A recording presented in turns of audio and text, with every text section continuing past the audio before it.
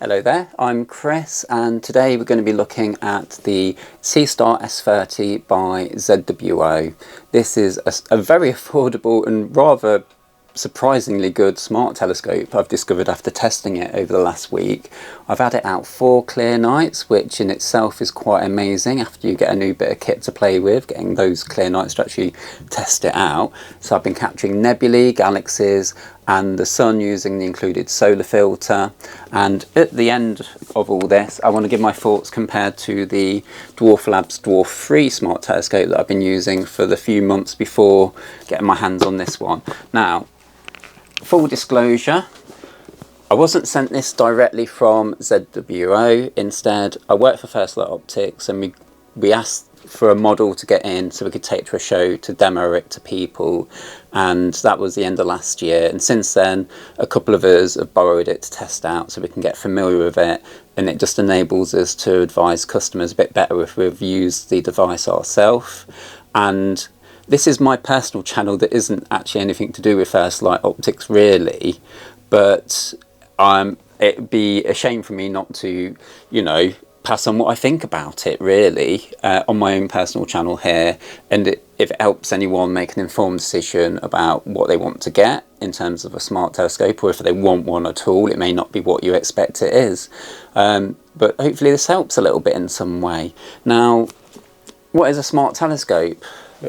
To begin with, it's not like a traditional telescope where you look for an eyepiece. This uses a Wi-Fi connection and an app on your phone, and you control the telescope with your phone, and you're basically using a sensor and a lens inside there and a little computer that knows to go and take a picture of the stars to know where it is. It recognises the pattern, and then you can pick an object off a list of objects. It will go to it, it will what we call plate solve. It will take a picture of the stars around it, make sure it's the target, center the target, start taking exposures of it, and it will build up a picture. Then you can tweak that picture, send it to your friends on social media, or you can go further and just dig into the raw files it saves in the background and learn how to process those if you want to get into the processing side of astrophotography. But it's not like a traditional telescope that you look through with an eyepiece. It actually shows you a lot more detail on deep sky objects than you can see at an eyepiece, because our eyes aren't very sensitive compared to a camera taking lots and lots of longer exposures and stacking them together. You can actually see colour in deep sky objects and detail in deep sky objects, which otherwise you'd need extremely dark skies and an extremely big telescope to see. But these are tiny, but you don't get the same connection as looking for an eyepiece, say looking at the planets. In fact, these aren't very good for the planets. It's basically like a camera lens rather than a telescope. It's got a short focal length, which means it doesn't zoom in very far, so the tiny planets look really very small at 150mm focal length, which is like a medium camera lens on a DSLR camera basically, where a more traditional telescope that's good for the planets would have probably 3 meters, it'd be a big aperture thing with a long focal length, 3 meters, 2 meters, and with extenders to increase the focal length. So these are rubbish for the planets, not bad at the moon, not bad for the sun with the included solar filter, but really quite amazing for capturing detail and colour in deep sky objects, especially considering how it does most of the hard work for you. So there's no learning curve like there is with traditional astrophotography. So first of all, I've packed it all back up like I first got it, and I just want to show you what the experience is like when you first open it up and what you get basically. So first thing I noticed is we've got these rather charming stickers, which are cool. I don't think I'd stick them on it myself, but some people might want to. And it comes in a case, padded. It's good for travel, got a handle on it. If we open that up, you can see it's all neatly stored in there. We've got the Seestar S30 itself, the smart telescope, a tripod, a solar filter which is magnetic, it just clicks in place quite firmly but easy to remove, and a USB-C cable for charging and for offloading the files if you want to, and it's got a quick start guide and things like that as well. So if we take this out, because it's quite light, it weighs 3.6 pounds, 1.65 kilograms. The included tripod is basically just to help sort of level it on the ground and to keep the Seestar's bottom out of damp grass and things like that. Really gives it something to, it stops it from falling over as well, of course. But I've been using it on a full-size tripod. Just to recap, actually, I didn't mention it's got a 3/8 thread on there, which is one of the common photographic tripod threads that you get. They're usually either 1/4 inch or 3/8 inch. This is the larger 3/8 inch. And the mini tripod is not adjustable, but it's made out of metal, and it's quite firm to adjust, which means it's going to stay put where you leave it. So the more you can level this, the more accurate it will be. But I've not been paying much attention to leveling or anything, and it's with the preset 10-second exposures it stacks together, I found it to be quite accurate. But you can improve the accuracy by fiddling with that, and there's a bit in the app for leveling it as well. And you can go in the advanced features and extend the exposure time to 20 or 30 seconds even if you level it very accurately. Also, ZWO have introduced an equatorial mode where you actually point this towards the pole star and it will track smoothly with the rotation of the Earth, enabling you to take longer exposures without something called field rotation, which tends to ruin your images used in the vertical left, right, up and down mode. Right, so what I'm going to do is I'm going to connect to the app and screenshot the app so we can just talk about that a little bit. So pop this down on my table here, and I'm going to adjust the camera so you can see a bit better. I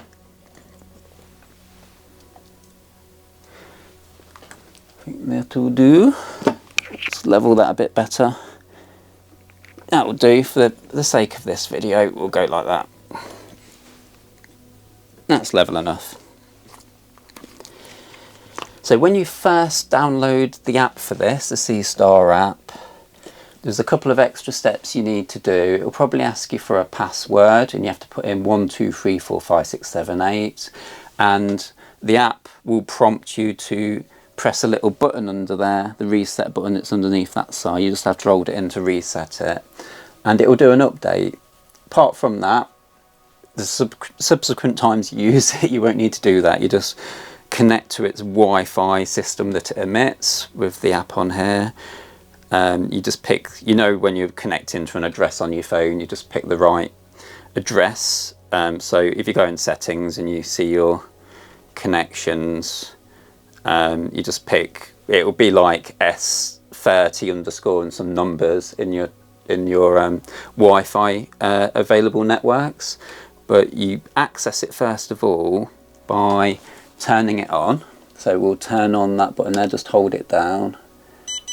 It will beep at you. Interestingly, this thing talks to you, which is quite nice. So it's got 4 LEDs, which means it's 100% charged. Each one of those LEDs is roughly 25%. So if it's got 2 LEDs showing, it's 50% charged. Right. So I'm going to start screen recording so I can put this up on the screen so you can see a bit more clearly. Okay, re-recording there, yeah. So I'm going to pick my Seestar app that I've already downloaded and press connect.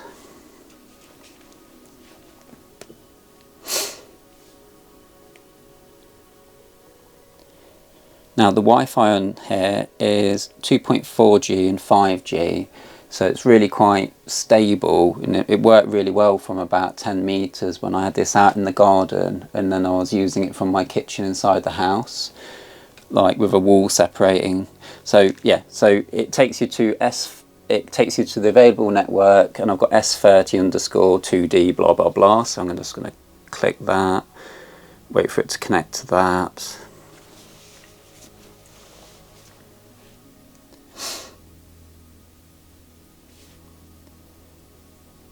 And then we are in. So we've got this button here that says open arm. So I'm going to press open arm, and you'll see the lens come to greet us. Now this is a dual lens system, just like the Dwarf 3 over there. I think ZWO took notes from the Dwarf 3, I should imagine, because they didn't have a dual lens system before Dwarf Lab came up with it. So Dwarf Lab were first with the dual lens system, but it's such a good idea. I can see why they've used it. It's very handy for when you want to sort of like a wide view for daytime landscapes, and to get a wider view to centre objects like the sun or the moon or something like that. So it's got a tiny little wide angle lens there. And the bigger lens is a telephoto lens. It's 30mm in aperture, which is small by astronomy standards for a telescope. Like the smallest refracting telescopes are like 60mm, the ones that you look through your eyes. But remember, this has got a very sensitive sensor and uses long exposures. So you don't need a big lens to see these nebulae and these galaxies, because it just gets around it by collecting lots of photons over time and stacking them over time. And it can do that because it's tracking accurately enough to collect the photons without them smearing everywhere. They're landing in the right place. So it's got a 30mm lens, which is a bit smaller than a Dwarf 3's 35, and it's smaller than this S30's bigger brother, the S50. But it does mean that, combined with its shorter focal length of 150mm, and the focal length is kind of like the zooming power, it means it's got quite a wide field of view, so you can fit in some of the larger deep sky objects like Andromeda. And there's also an extra sort of like mosaic mode that allows you to go wider. So you can see here, we can probably demo how the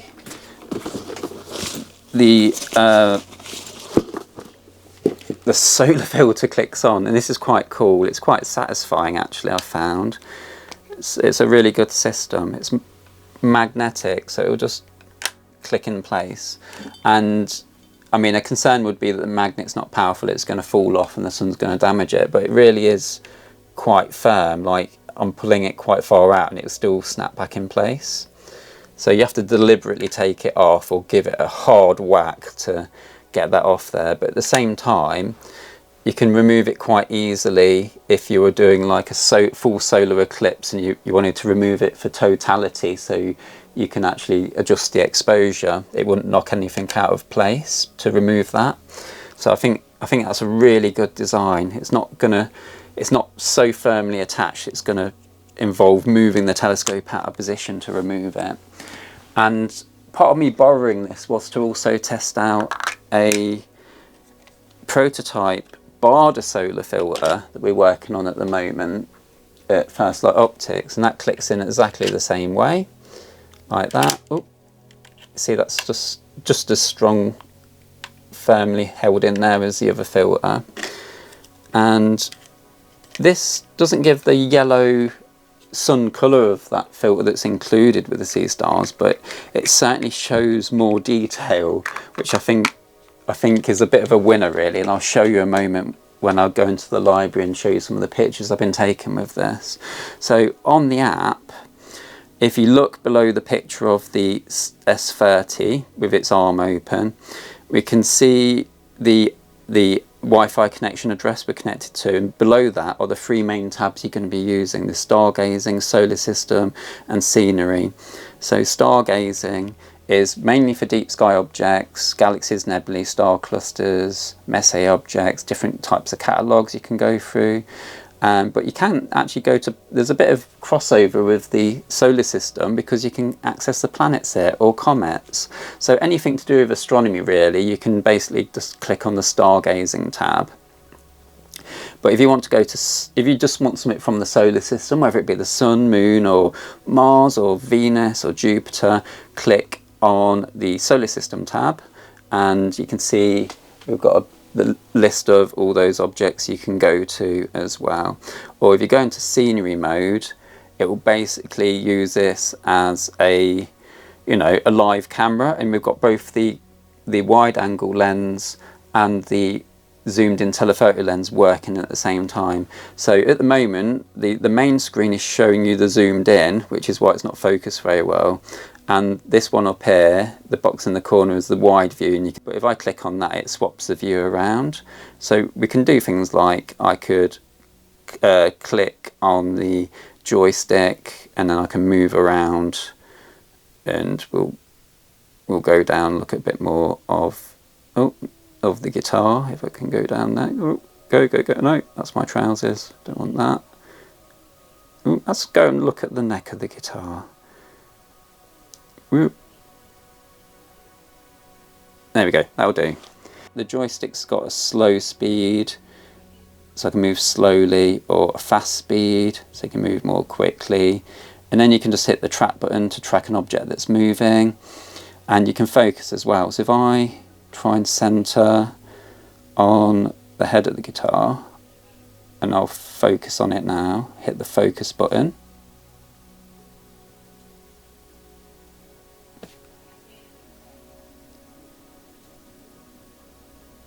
Oh, I didn't hit autofocus. So you can manually focus or you can autofocus basically.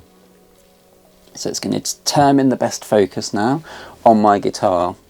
Bearing in mind it's only 4 foot away, so that could be a problem with a telescope that's designed to focus on things far away. So my 3 foot by 3 foot makeshift recording studio might not work for this demonstration. But you get the idea. It's going to work when it's outside. Now the talking, I like it because it gives it a bit of personality, but you can go in advanced settings and make that quieter, louder, or turn it off completely. So yeah, those are the 3 main categories. You can basically image galaxies, nebulae, the sun with the filter, the moon, the planets, although they look tiny because you've got a very short focal length, tiny little lens as an optic. Or you can do daytime stuff with scenery mode, and you can even like track things like drones and stuff as a tracking mode. Now you can do time-lapse video or take a still shot as well. The next thing down is my album, and you can see here, are we still screen recording? Yeah. You can see that I've been busy capturing some objects. So 2 nights ago I captured this image of the Bode's Galaxy and Cigar Galaxy Messier 81 and M82 in Ursa Major.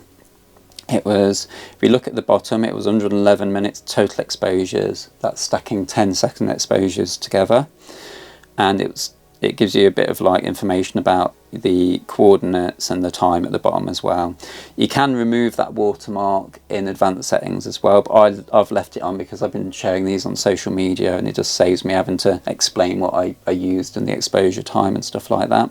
But one thing I used for the first time when I captured this image is when you're live capturing your image, and it's live stacking the looping 10-second exposures and just stacking them on top of each other to increase the signal and noise to build a better picture. The longer you leave it, the better the picture is. There's a button on the right side of the screen that says AI noise reduction, and I hadn't pressed that before, so I tried pressing it as I was capturing this data after about an hour, and it automatically saved a picture without all the satellite trails and without any of the noise. It just automatically removed it, and I thought that was really good. Look how clean that is. Really very clean. I like that. The background's a little bit what we call black clipped, I think, but on the whole I think it's a better image than this with the satellite trails and the noise, the colour noise in the background. That not all of it can be removed. So that was good. One thing I did notice though is that you can't apply the AI noise reduction very easily to images that you've already saved to your library, because I think it applies it to the individual images that are being stacked together rather than a saved combined image. But anyway, that's something to bear in mind. You can do it, but it's a bit more complicated. The night before that I captured this Sol Nebula, which kind of looks like a fetal ultrasound to me, and I was really pleased with that. That was 107 minutes worth of data collected. And before that, here is an image at just the 1 times using the solar filter attached to the front. And here is the same image swapped over to the Baader one that we're testing out. And to have a closer look at the difference, that's going 2 times. When you're capturing the sun, it allows you to zoom in 1 times, 2 times or 4 times. The 2 times pretty much fills the screen on your phone or tablet, and that's the best one, I think. You can see the sunspots more clearly there. This, just to repeat, this is the filter that comes with the Seestar, but if we compare that to the 2x zoomed in image with the Baader filter that we're going to hopefully have for sale soon, then you can see there's a lot more surface detail and it looks a bit crisper, but you've not got that yellow colour, but you can apply that in post-processing anyway, so I don't think that's a big deal. I think that's going to be a popular filter. It's, you know, left to me, I'd use that filter 100% of the time over the included one. Not that I'm moaning about the included one, because it's remarkable what this includes for £369, $350 in the States, I believe, and similar in euros. It's considerably cheaper than the Dwarf 3 here, which is $500 or £519. Right, so that's the album. There's tabs here, you can plan your night, or you can actually do some deep sky stacking of the raw images saved in the background here, but we won't go into that now. There's a tab here that usually shows up tutorials, but I've noticed it doesn't always connect, so I can't show you that. But basically, if you click on tutorials, it's got lots of colourful, well illustrated tutorials, which is nice to have. And then at the bottom, it's got like recommended objects, really, but it's not going to connect to those because of the same connection issue with the tutorials. Now, at the bottom here, we've got some buttons. We've got community nearby me. The one I want to show you is the atlas. So we can go to like a sky atlas, and we can pinch out, and you can see the horizon and the constellation. So I could go hunting around for an object. I think is that the Pac-Man Nebula? I think it might be. Yeah, so we can frame the Pac-Man Nebula, and I can just hit go to at the bottom there, finding object, and it'll just go to it. Equally, I could just pick, I could go to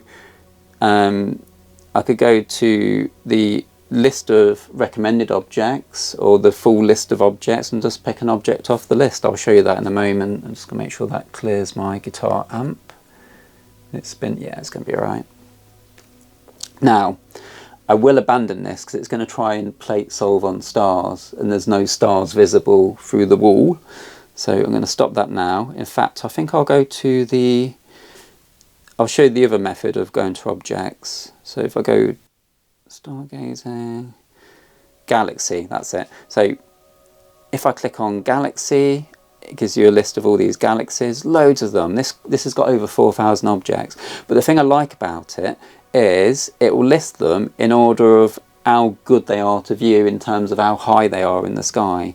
So you can see the current altitude. So the very top one here is M109, and it's at 49 degrees altitude, so it's going to be quite steep up in the sky, clearing houses and trees and things. But if you scroll down, they start to get lower and lower until they're unsuitable. So for example, M110's at only 26 degrees, so that might be obscured, and you're looking through more of Earth's atmosphere to get to it. So I like how they've laid it out logically, that it's showing you the best objects to go for on that particular night.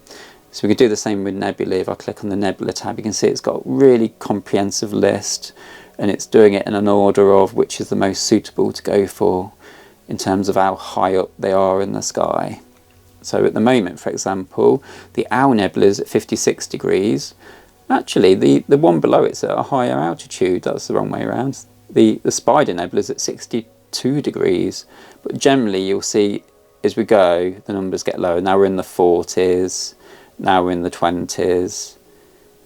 8 degrees, 6 degrees, etc. So generally, it gives you the ones that are best to go to first. And same with, got other tabs, star clusters, Messier, the different types of catalogue, and we can also access planets from here as well, and comets, which is interesting as well.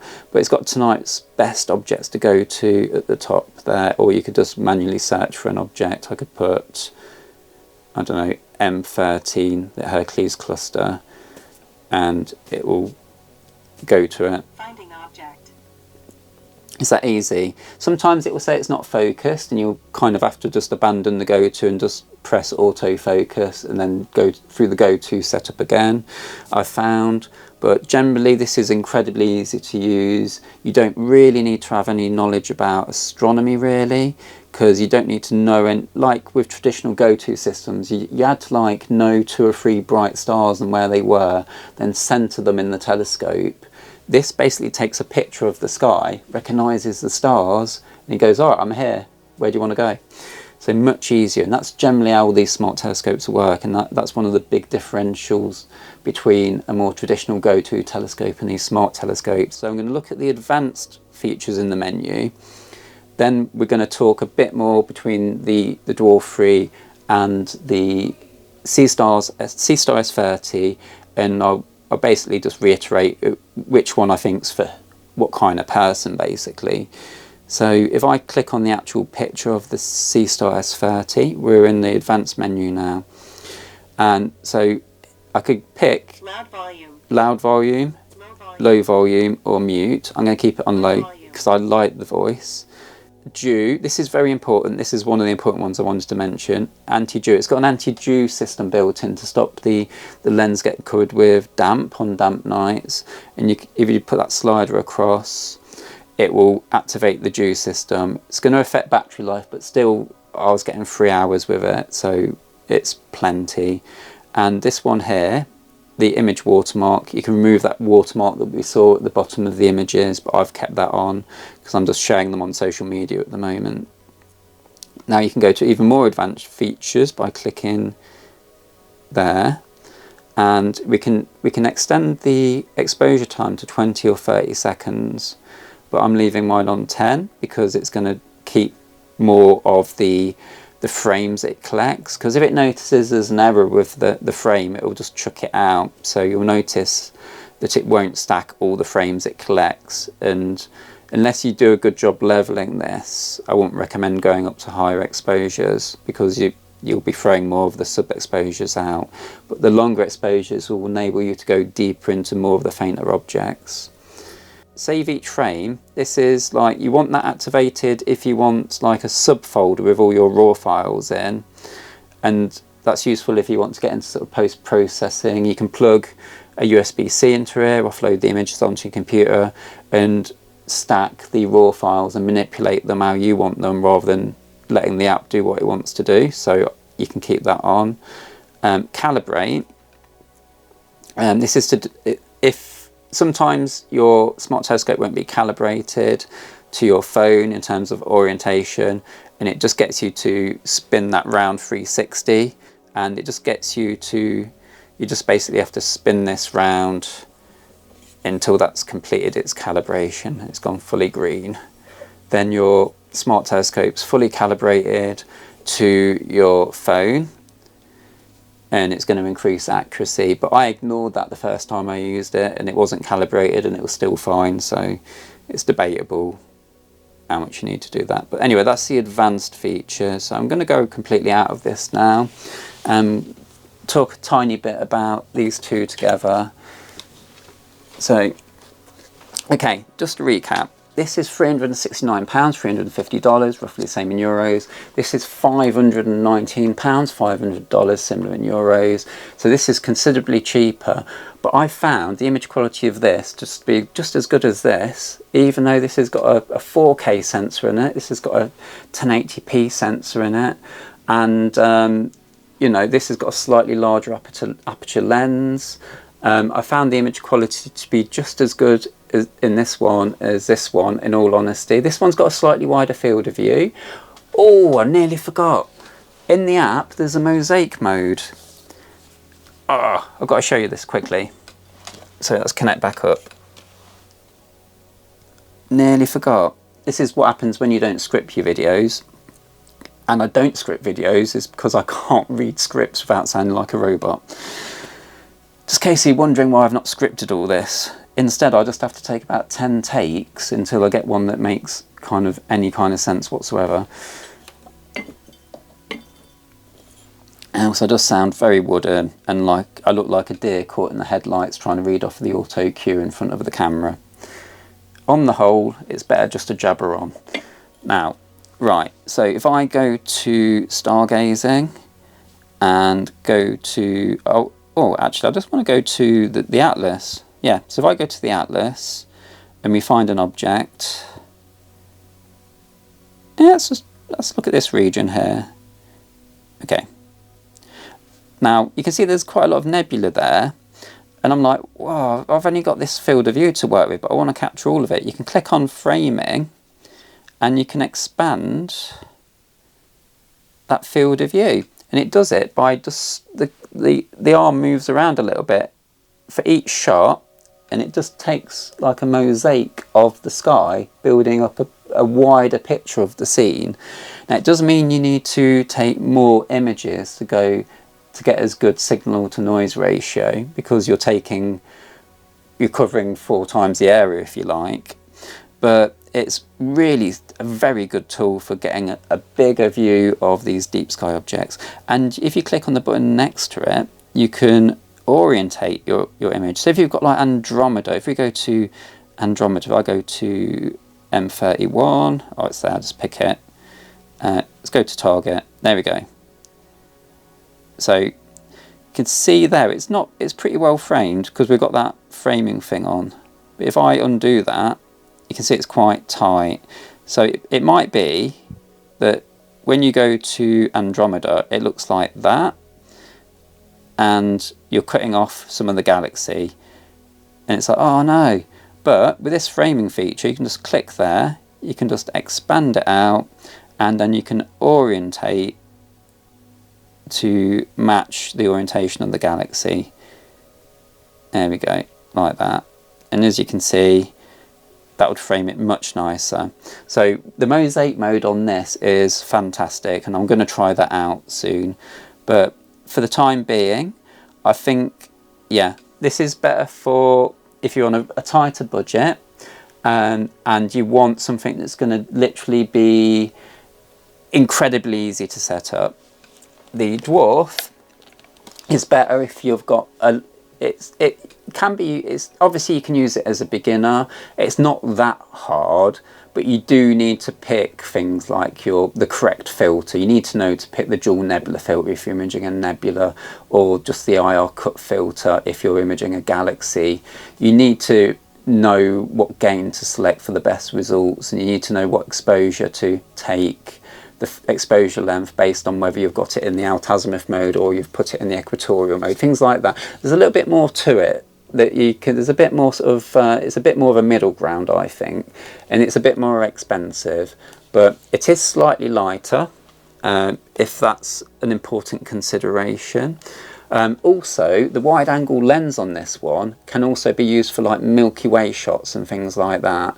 And yeah, it's got, on the Dwarf 2, the predecessor, people were crying out that Dwarf Lab introduce Astro features with the wide angle lens, and they listened, and you can do like Milky Way shots and things like that with a wide angle lens. But I don't think it's rigged up for that in the little S30 here. But 369, oh my god, I am absolutely blown away. I didn't expect it to be that good.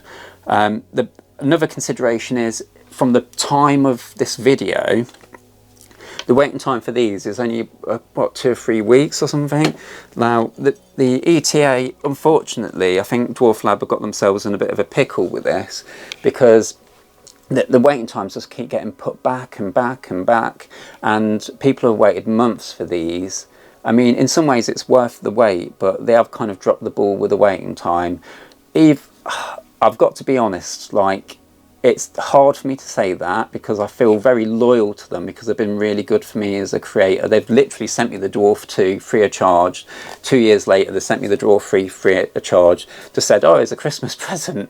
Didn't say about making a video or anything. I mean, they know I do make them. So I love them as people, but it's difficult after a while to defend how long it's taken to get the Dwarf 3s in people's hands.